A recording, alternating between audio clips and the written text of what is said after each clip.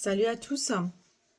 Je vous propose les énergies de la semaine du 25 au 31 mai. C'est la dernière semaine de mai. J'espère que vous allez bien. Euh, Encore des énergies assez puissantes. Et il va être question cette semaine de revenir un petit peu dans quelque chose du milieu, dans la voie du milieu, dans une espèce de verticalité qui est un peu plus légère.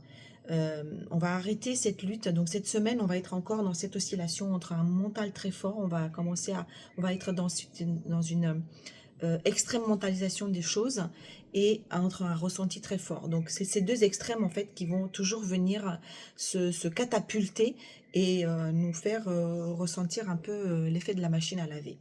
Donc, c'est très compliqué et cette semaine, on nous propose, ben, il n'y a pas à choisir entre l'un et l'autre parce qu'en fait, c'est tout ce qu'on a appris jusqu'à maintenant, mais c'est comment trouver un équilibre intérieur qui est suffisamment juste pour composer avec les deux parce que les deux ont du bon. Donc, il n'est pas forcément question d'être dans ses peurs, dans ses angoisses, dans ses scénarios les pires et pas non plus dans une espèce de ressenti beaucoup trop euh, euh, à l'eau de rose, une idéalisation des choses. Voilà, c'est pas du tout ça. C'est juste comment combiner les deux parce que les deux ont un fond de vérité. Donc, ça va être beaucoup sur un fond relationnel parce que c'est là où va être le terrain qui va permettre cette expérimentation et cette ouverture, cette clé que je suis en train de vous décrire ici pour trouver le bon ajustement en fait. Donc la vie vient vous renvoyer une situation et notamment à travers un relationnel qui vient entrechoquer ces deux mondes, entrechoquer un mental peut-être trop fort, un contrôle et un ressenti trop fort. Donc c'est vraiment les mettre en exergue de manière tellement forte pour que justement elles puissent trouver un moyen de se combiner. Voilà. Donc ça c'est un petit peu comment ça va se dérouler. Bon, j'ai plusieurs situations, mais la première que je vous décris ici, donc, j'ai dit dans le relationnel, vous remettez dans votre contexte, c'est sentimental ou pas. Mais voyez, quelqu'un, donc c'est une personne qui a envie de tracer sa route, mais vous avez attiré son attention. Voyez, il a envie de continuer, mais il regarde derrière, hein, les pensées, il est toujours un peu... il a envie de... Voilà, il est intrigué, il a envie de partir, mais voilà, il y a des pensées. Il y a des pensées qui le ramènent à vous. Euh, bon, il y a un nouveau feu. Avec l'as de bâton, ça c'est une nouvelle passion. C'est un désir. Le bâton, c'est le feu, c'est le désir, c'est quelque chose qui est un peu ardent. Euh, et donc, avec ces pensées, en fait, c'est ce feu en fait qui s'est créé peut-être cette passion, ce rapprochement, en tout cas, il y a quelque chose qui est venu s'enflammer d'une façon ou d'une autre. Et là, je pense que c'est dans l'émotionnel. Pour le coup, c'est l'émotionnel qui est venu activer les pensées. Voyez? Donc encore une fois, on est entre les deux. C'est le feu, l'énergie un petit peu de désir, d'intérêt qui a suscité peut-être les pensées. Alors, bon, il a envie de se positionner en cavalier de bâton. Le cavalier de bâton, c'est l'énergie de l'amant. C'est l'énergie qui a envie d'aller explorer, papillonner, voir un petit peu ce qui s'y passe, mais pas forcément pour l'instant rester. Vous voyez, c'est un peu, j'ai envie de papillonner, j'ai envie de travailler ce feu, de venir de manière un peu ardente. Euh, c'est ça qui se joue dans la relation. Bon, mettez dans votre contexte, hein. Je pense que c'est plutôt relationnel, sentimental, mais voyez aussi si ça joue euh, sur le terrain autre, parce que ça peut être aussi le feu, donc il y a quelque chose qui a suscité l'intérêt dans la relation. Euh, bon, il y a toujours quelque part quelqu'un en face, en fait. Alors, en revanche, toute cette nouvelle énergie, eh ben, bon, Il y a quelqu'un à qui ça fend un peu le cœur. On se demande, bon, qu'est-ce qui se passe?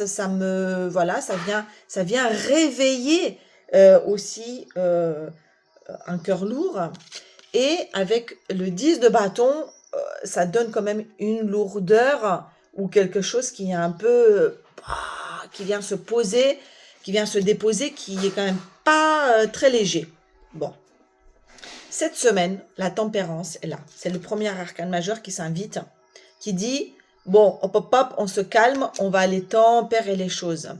C'est l'énergie qui, je vous disais, elle oscille entre, elle vient faire un peu fluidifier entre le mental et l'émotion. Voilà, donc l'émotion qui s'est emballée, qui a mis un petit peu le mental un peu en état d'hystérie, de réveil, et du coup qui vient refluidifier tout ça en disant bon, on se calme, tout va bien, tout ça c'est normal, tout ça c'est juste, tout ça c'est ok. Bon, comment on va faire ça et qu'est-ce qui va se passer? Avec le cavalier, j'ai encore un cavalier d'épée, donc il va y avoir des pensées fulgurantes, c'est surtout dans le mental qui va venir trancher. Ok, on va dire, hop, on revient dans l'ici et maintenant. On revient sur un état factuel des choses, sur qui est quoi à sa place, qu'est-ce qui se passe, qu'est-ce qui se joue réellement. Cette carte, dans un milieu du travail, c'est plutôt le médiateur qui vient dire, ok, factuellement, de quoi on parle. On va revenir dans les faits, d'accord? Ça, c'est une façon à la tempérance de venir remettre de la voilà temporiser, d'accord. Bon, en faisant ça, c'est comme si finalement en mettant cet équilibre, j'ai quand même le 10 d'épée. C'est comme si quelque part on nous mettait bon bah voilà, c'est fini, bon bah je me sens à terre. Avec le 10 d'épée, c'est quand on se sent abattu. Alors, c'est comme si ça venait mettre fin à une espèce de rêve. On s'est dit, ah bon, bah, tout ça pour ça, tout ce que j'ai ressenti finalement, bon, bah, du coup, c'est très plat. Et pourtant, en faisant ça, c'est la grande prêtresse, c'est comme s'il y avait enfin la magie qui venait enfin opérer en disant, bah non, tout ça c'est juste. Il y a le facteur un peu magique qui vient se soulever, qui vient quand même lui laisser place. C'est comme si quand on était dans un mental très fort, la grande prêtresse ne pouvait pas actionner. Cette magie, cette magicienne n'avait pas place. Et pourquoi en fait? Parce qu'il y a un état désiré des choses. Avec le 9 de denier, c'est une situation désirée qui va avoir lieu. Alors, quelle est votre situation désirée? Là, c'est du concret parce qu'on en est dans le déni, on est dans l'aboutissement d'une situation qui vient se manifester à nous. D'accord? Donc, on a fait tout ce travail, désir, contrôle, bon, l'équilibre, je me sens abattue, j'ai le cœur lourd, on a traversé tout un pan d'émotions. Tout ça pour arriver in fine au 9 de denier qui est une situation désirée, mais dans le monde concret. Bon. Deuxième situation qui rejoint un petit peu quand même celle-ci, parce que j'ai l'impératrice, donc ça c'est vous.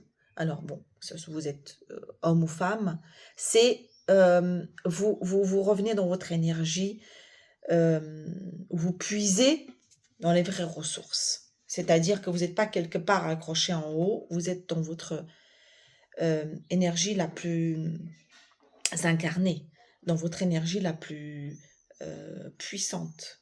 Ok? Parce que vous êtes dans ce 9, encore une fois, j'ai le 9 de denier. Vous êtes dans ce que vous désirez le plus. Ok? Vous êtes dans un état désiré des choses. Donc, il y a plutôt une bonne nouvelle, en fait, hein, qui vient cette semaine. Bon, vous voyez quand même pas très clair, hein. Voyez, avec le 8 d'épée, il y a une situation qui vous mettait un petit peu dans un état bloqué des choses. Et avec la roue de fortune, on l'a eu la semaine dernière aussi, il y a un changement de rythme. Il y a, enfin, il y a un basculement des choses. Et il vient de quoi? J'ai encore une fois Saint-Michel, regardez-le. On passe d'un roi d'épée au roi de coupe. Donc encore une fois, c'est la lutte entre la raison et le cœur. Comment faire, comment sortir de là-dedans? Là, je pense qu'on n'est peut-être même pas forcément dans une situation sentimentale, on est dans une situation de vie, tout simplement. Comment je passe, en fait, d'un mental, sortir du mental, de ce que ma tête projette, et comment, sans pour autant aller forcément que dans l'émotionnel. Comment sortir de cette lutte, voyez? Je suis dans cette lutte entre la raison et le cœur, entre un contrôle et un ressenti. Ok? Donc la roue de fortune, elle vient basculer cette énergie. Je suis plus dans l'un ou dans l'autre. Et là, j'ai l'étoile, regardez. Là, l'étoile, je la montre pas trop parce que c'est une femme nue, je sais pas si ça va passer. Donc déjà, on se met à nu.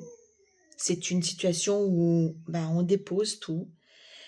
L'étoile, c'est dire, il y a quand même l'intervention divine qui vient, c'est la chance, c'est le destin qui vient s'en mêler, c'est se dire, au final, je crois aussi à ma bonne étoile et je confie aussi quelque part à l'univers ce qui n'est plus de mon ressort parce que moi je ressens, moi je vois, moi je pense, mais au final il y a quelque chose avec la grande prêtresse ici qui a lieu de manière beaucoup plus magique, beaucoup qui dépasse en fait ce que moi j'avais imaginé, ce que j'ai ressenti. Mais ce que j'ai ressenti, c'est quand même quelque part, j'ai eu accès à quelque chose, mais que mon mental n'arrive pas en fait à, à, mettre dans une case. Et en tout état de cause, c'est parce que c'est quelque chose de beaucoup plus grand. On est dans une énergie qui dépasse finalement notre seule perception et ce que notre mental peut simplement intégrer ou contenir. Ok? Donc, avec l'étoile, c'est les deux fluides coulent entre mes mains. Et en fait, ce qui coule entre mes mains, ce sont aussi ces deux mondes. Parce que on ne peut pas être uniquement dans le mental ou dans l'émotion. C'est les deux, en fait. Je suis les deux. Mais là où je suis dans ma version la plus puissante, c'est quand j'arrive à combiner les deux. Donc, il y a, encore une fois, ce mélange, cette alchimie qui se produit cette semaine. Et même si elle nous fait traverser pour qu'elle puisse arriver à son bout, par toutes ces situations qui sont très inconfortables, hein, parce qu'avec le 3 d'épée, on a le cœur brisé, on a le cœur serré. Avec le 10 de bâton, on est à plat, on n'en peut plus. 10 d'épée, c'est au bout de quelque chose. On est dans une fin, vraiment quelque chose qui doit s'effondrer pour qu'on puisse s'élever à quelque chose de plus grand. Alors, quelque chose de plus grand, je ne sais pas comment ça va se matérialiser pour vous, mais en tout cas, on dépasse cette lutte intérieure pour s'élever sur quelque chose de beaucoup plus fort. Voilà, alors, trois autres petites cartes. J'ai, bon, il y a des allées-vient, des va-et-vient avec l'énergie d'un homme. Il y a des nouvelles, hein, donc j'ai des nouvelles par rapport à un mariage, union, à l'amour. Donc, il y a un lien avec un homme, alors, soit sur un mariage déjà existant, on vient refluidifier l'énergie de l'amour, l'énergie de l'union, ou alors il y a des nouvelles qui viennent chez un homme où ça turbine beaucoup, sur voilà, quelque chose de plus grand qui vient également lui aussi l'amener dans quelque chose de plus fort, vous amener sur une étape beaucoup plus grande. On est sur l'étoile, la grande la magicienne, euh, quelque chose que vous avez, qui vous dépasse également, tous les deux. Voilà, chers amis, remettez dans votre vie ce que je viens vous dire, si ça résonne.